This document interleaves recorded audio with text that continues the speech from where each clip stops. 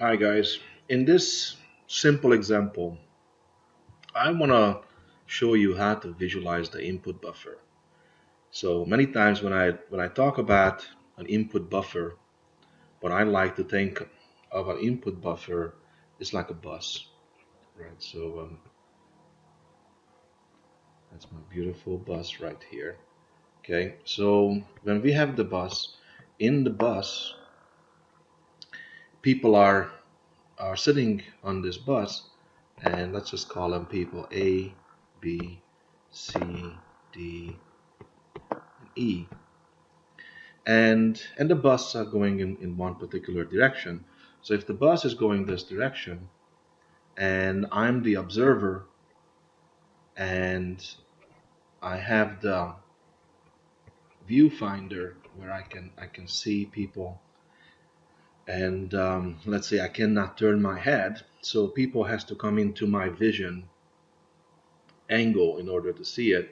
You can see that as the bus travels, first I'm going to see A, and then B, and then C, and then D, and then E. Okay, so when I look at the input buffer, it's really like a moving bus. Okay, now if we have a bad input, with a bad input, the bus will stop, and the bus will not restart until we clear the bus again, and then we basically throw everybody off the bus by having the ignore statement. So with the ignore function, what we're going to do is we're going to ignore 50 people on this bus, or when we encounter the new line character, whichever one comes first. Okay, so that's how I look at the input. Now this is a concept, right? So when we have this kind of a concept, and let's say, so let's simplify the bus.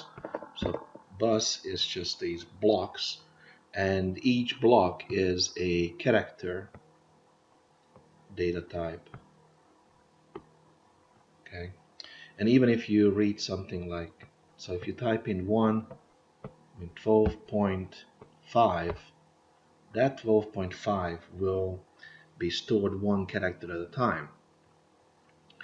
So in this chapter, we learned about the rule, how do we read values from the user input. So if this is a floating point data type, we know that we're gonna look at this character first, and that's a legal character. It can be positive or negative. So then we keep reading it. So the next character we read is 1, next character we read is 2. Those are digits, so that's legal. Now this is a floating point value, then I read this particular value. In this value, I have the period. That's legal for floating point data type. And then we read 5, and at that point we encounter the end of the input stream. So we stop reading. So at that point we assign 12.5 to a double data type, right? But main thing is that you have to visualize this. Make sure that you are visualizing the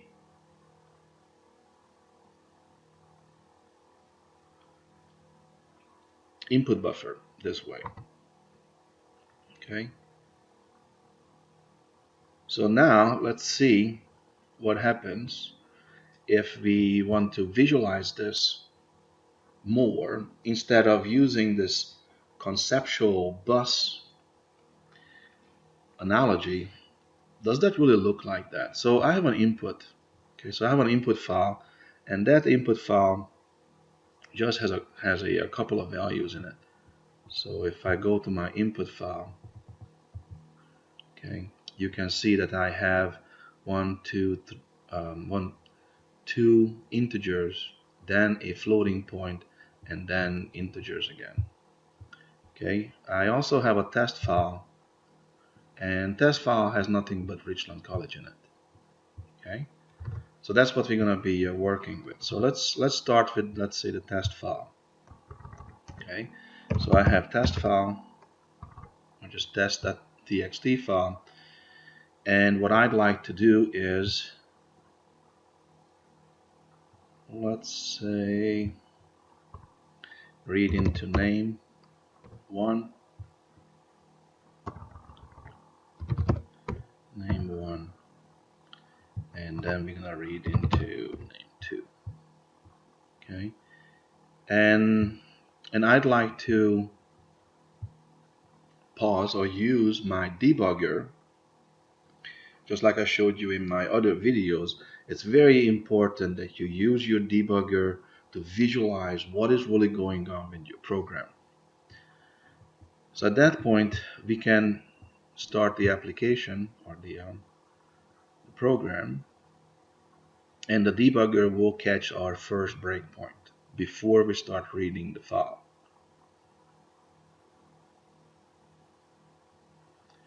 Okay, so at this point, because we have a file handler, okay, let's make this a little bit larger.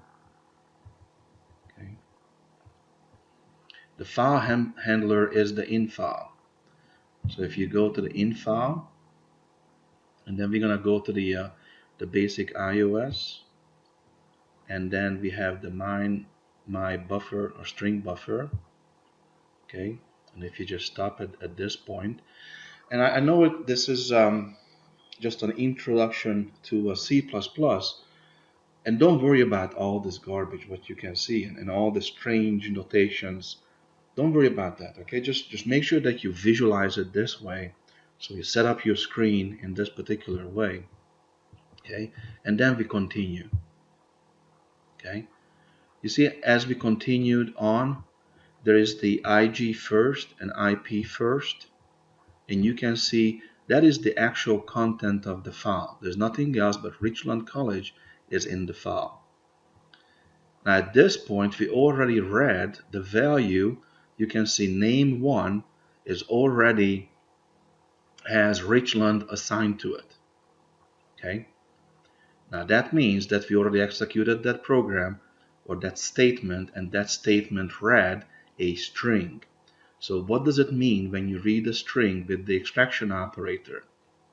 The string will be read by ignoring the leading space, reading all the characters until a white space is encountered. And you can see there's the P next and the IG next. In the IG next and IP next, you can see that it is stopped and is standing by the space and then college. But the IG first and IP first, these are called pointers, and really don't worry too much about this. But if you want to look at it, right? So we had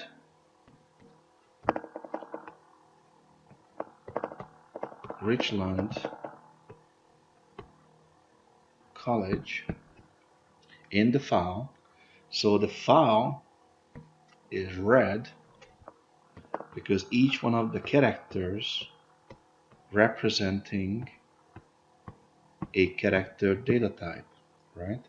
So when we started reading the file, we opened up the handler to the file with the CIN or the in file and the extraction operator. We instructed the file pointer to read a string. So when it was reading a string, it was reading RICHLAND, and then it saw the space, and at that point it stopped. And when it stopped, it took this word and assigned it to name 1. So at that point, down here you can see that we are standing there waiting for the next instruction to happen. Okay, so if I continue on with this, okay, you can see that there is nothing else. There is nothing else in the file. We read the whole file now, okay, and now name has college, but as you can see, there is no space before the C. There's no space before the capital C. So name 1 is Richland and name 2 is college. Okay. So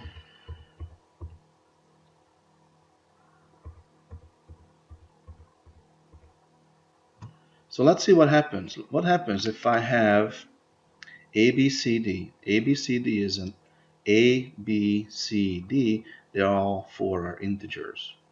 Okay. And if I go back to the file, right, look at my input file. So I have 2 integers and then I have the floating point value. Remember the rule to read the floating point or the integer? Okay. The third one, the third integer that where we're gonna read the third integer value, it will stop at the period because it is not a digit. Okay, so keep that in mind. And you can watch my other video that explains how that works and how do you test it, and some examples how do you step it through the debugger. Okay, so now what we're trying to do is we try to read 4 integers. So what does that look like? Okay, so let me change this to input. Okay, and then we run the code before we start reading. Okay, so I go to my int file, extract my basic iOS, my string buffer. Okay, there's nothing in it yet because we haven't executed this line of code yet. Then we continue. You can see that because of that read operation A, okay, A already has 1 in it, right? That was the first value in my input file. But look what happened. That 1 is not really removed, but skipped over now. Okay, so you can see that if this is your input buffer, right, we have 1, 2, 3, dot, 5,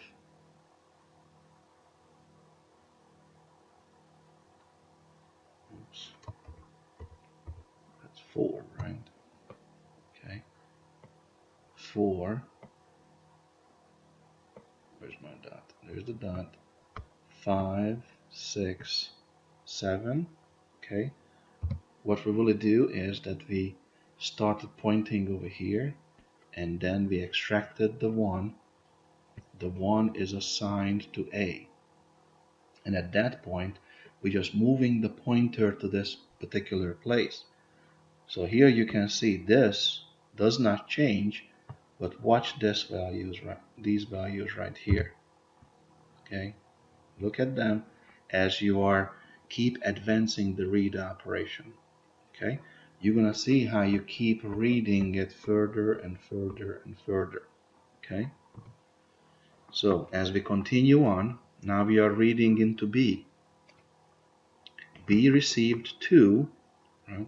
2 was the second value, received 2, and now 3 is the first value sitting on the bus, or at least that's what came into my view, but 1 and 2 was not removed. Okay, so at this point B has 2 and A has 1. When we read C, C removes 3. Why it only removes 3? Because it is an integer. Since C is an integer, it had to stop reading at the period. When you stop reading at the period, you assign the value that you read up to that point.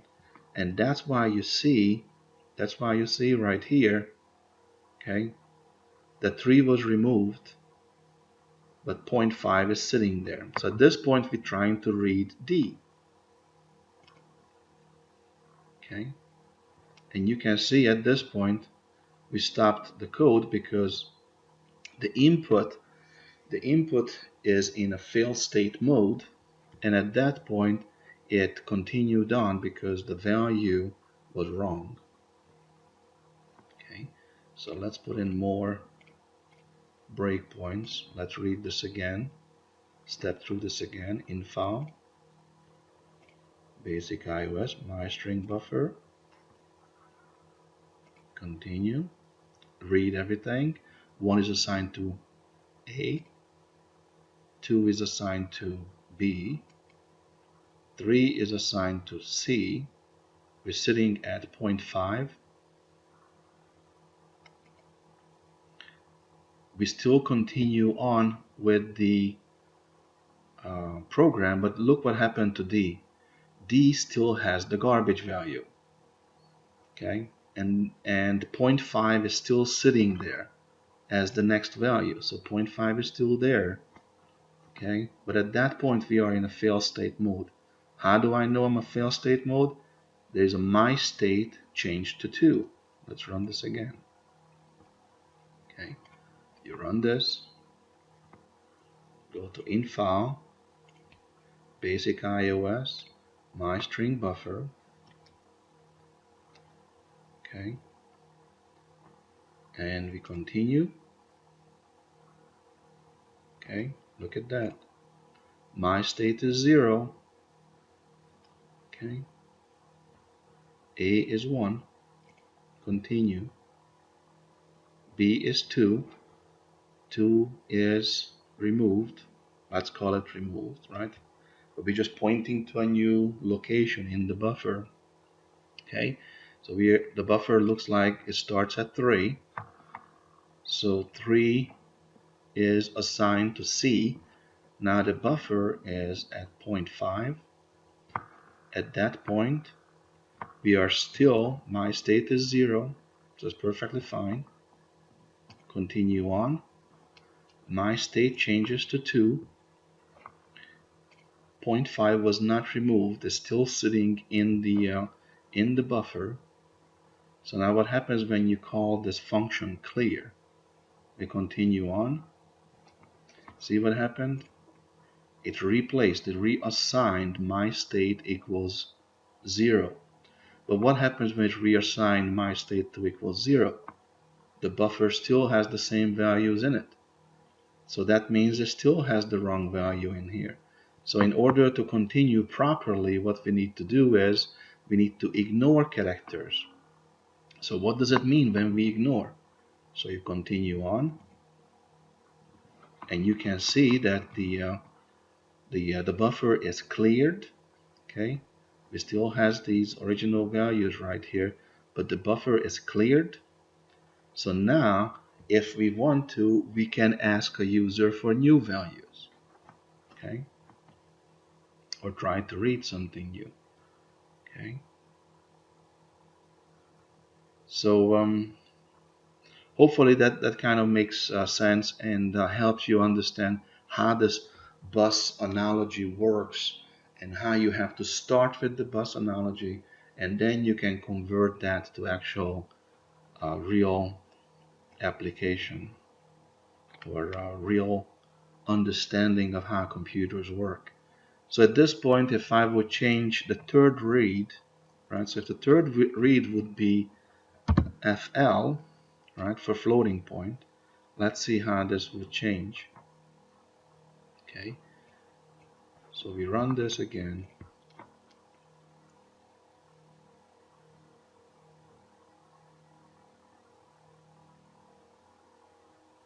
So you can do these simple exercises, these simple tests as you're reading the language. You're learning about the language, and at the same time you're testing your knowledge if you really thoroughly understand what is going on. The debugger will help you visualize that. So in file, basic iOS, and my string buffer, and then go continue. 1 is removed, so 1 is assigned to A. 2 is removed, 2 was assigned to B. 1 is A, B is 2. But now, who is first sitting on the bus? 3.5. What is it that I'm trying to read? A floating point value. So in this case, when I continue on, 3.5 is removed because it's following the rule set. Skip the leading spaces, read the plus and minus sign if there is any, read all the digits, read the decimal point, and then read the rest of the digits until encounter a white space or a non-digit character. Works perfectly fine. Now we try to read into D, and you can see that D receives 4. 4 is removed, and now only 5 is sitting on the bus. Okay, and now we can continue. Okay,